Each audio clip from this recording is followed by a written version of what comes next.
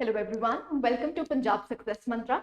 आज के लेक्चर में हम डिस्कस करेंगे क्लाउड सीडिंग।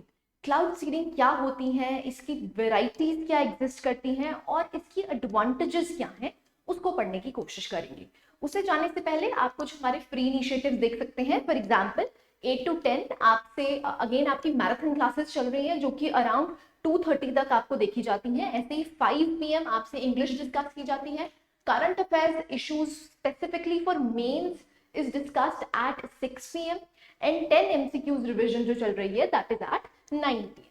So आप अपनी प्रिपरेशन को और भी अच्छा कर सकते हैं इन स्केड्यूल्स को फॉलो करके। Let's start the topic. सबसे पहले ये न्यूज में क्यों था वहां से स्टार्ट करेंगे। सो रिसेंटली जो UAE है, United Arab Emirates, which is located in one of the hottest and driest regions of the earth. तो यहाँ पर उन्होंने क्या किया है, क्लाउड सीडिंग का प्रयोग करके प्रेसिपिटेशन की है।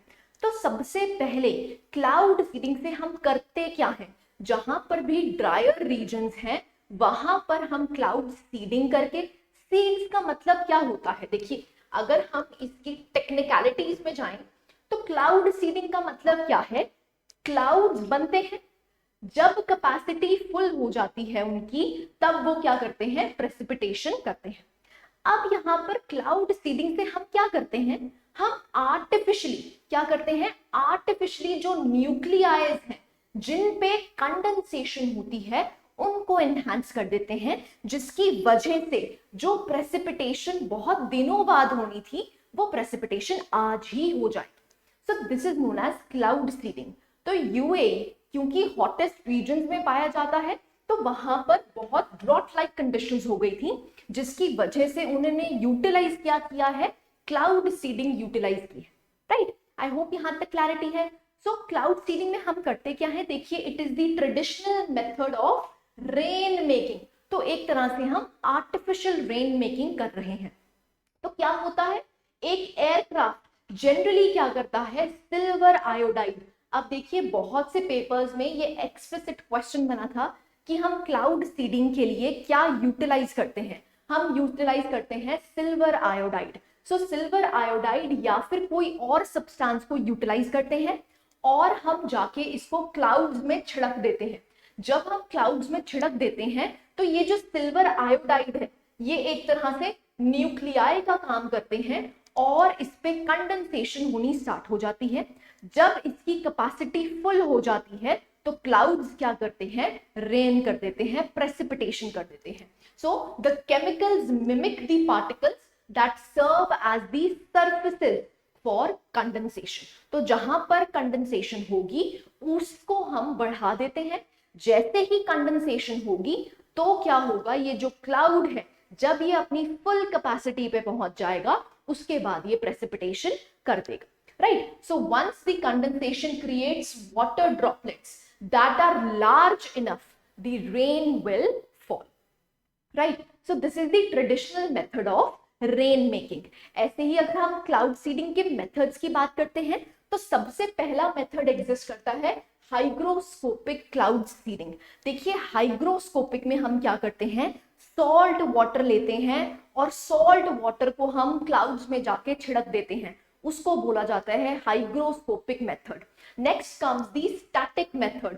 जो स्टैटिक क्लाउड सीडिंग है उसमें जनरली हम क्या यूटिलाइज करते हैं, सिल्वर आयोडाइड का या फिर कोई और सब्सटेंस का जो एक्चुअली में क्या करता है, सरफेस बना देता है जहां पर कंडेंसेशन हो सकती है।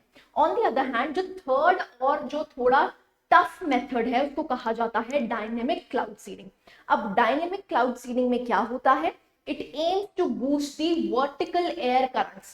अब देखिए जो vertical air currents है, क्योंकि जैसे जैसे supposedly यहाँ पर आपका लो प्रेशर रीजन एग्जिस्ट करता है, जब लो प्रेशर एग्जिस्ट करता है इसका मतलब क्या है, यहाँ गर्मी है, जब गर्मी है तो इवेपोरेशन होगी, जैसे जैसे ये हवा ऊपर की तरफ जाएगी तो कंडेंस होगी। तो हमारा मकसद डायनेमिक में क्या रहता है कि ये जो वर्टिकल एयर करंट्स हैं हम इनको क्या करते हैं, इनकरेज कर दें, जिसकी वजह से कंडेंसेशन जल्दी हो पाए, क्लाउड फॉर्मेशन जल्दी हो पाए और रेनफॉल इजीली हो जाए। ठीक है जी, तो तीन मेथड्स एग्जिस्ट करते हैं, हाइग्रोस्कोपिक, स्टैटिक और डायनेमिक। अगर हम हाइग्रोस्कोपिक की बात करते हैं तो मैंने आपको बताया हम जनरली क्या यूज करते हैं, सॉल्ट एंड वाटर का एक सोल्यूशन बना लेते हैं, वही सोल्यूशन प्लेन जो है approximately 1500 to 4000 metres above the ground ले जाता है और उसको क्या करता है, इस सॉल्ट वाटर को क्लाउड्स के अंदर छिड़क देता है। जैसे ही सॉल्ट वाटर इन क्लाउड्स में जाता है तो ये क्या कर देते हैं, it forms the ice particles. अब ये जो आइस पार्टिकल्स हैं यही क्या करते हैं, रेन फॉल कर देते हैं। क्यों? क्योंकि it is sufficient that the particles become heavy enough, काफी हैवी हो जाते हैं, जिसकी वजह से जो क्लाउड की कैपेसिटी है वो मैक्सिमम पे चली जाती है और आपको रेनफॉल होती हुई दिखती है with in 15 to 20 minutes. So this is the hygroscopic method.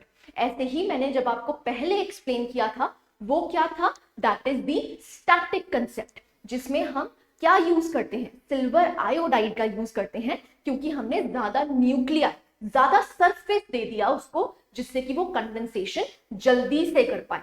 Dynamic में क्या होता है, जो भी वर्टिकल एयर करंट्स हैं हम उनको इंकरेज करते हैं, जिसकी वजह से कंडेंसेशन जल्दी हो पाए। ठीक है जी। So these are the methods that are used in cloud seeding.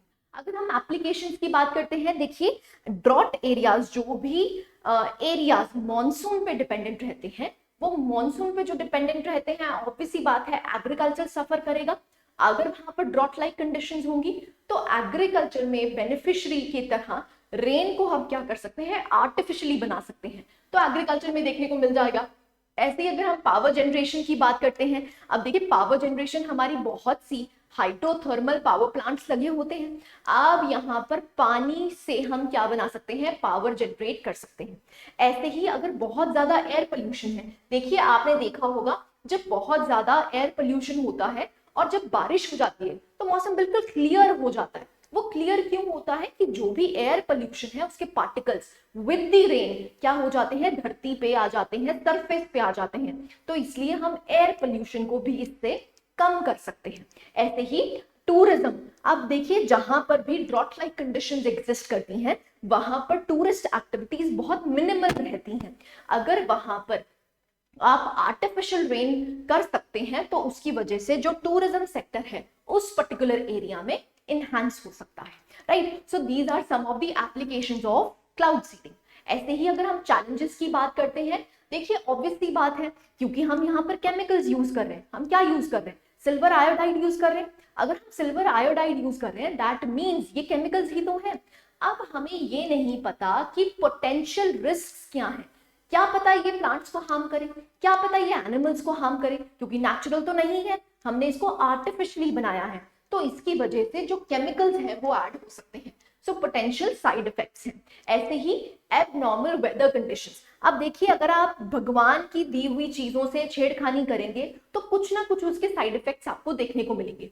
तो जो वेदर पैटर्न्स हैं वो बहुत डिफरेंट हो जाएंगे, क्योंकि जब रेन होनी चाहिए तो हमने क्या किया, रेनफॉल को पहले ही करवा लिया, तो उसकी वजह से क्या है, वहां के जो क्लाइमेटिक कंडीशंस हैं वो बहुत ज्यादा डैमेज हो सकते हैं, राइट। थर्ड, कॉस्टली अफेयर है। अब ऑब्वियस सी बात है, यहाँ पर आपको केमिकल्स यूज करने पड़ रहे हैं, आपको एयरप्लेन्स यूज करने पड़ रहे हैं, तो इसकी वजह से क्या है, it is a costly affair. ऐसे ही यहाँ पर क्या है, जो भी रेजिडुअल अमाउंट ऑफ सिल्वर देखने को मिलता है आपके एटमॉस्फेयर में वो टॉक्सिक बन जाता है। तो एक तरह से हम कह सकते हैं यहाँ पर सॉइल पोल्यूशन, एयर पोल्यूशन का भी खतरा है। So these are some of the potential risks of having cloud seeding. ठीक है जी, आई होप यहाँ तक क्लैरिटी है। So this was all about the cloud seeding concept. I hope you like the lecture. Thank you very much.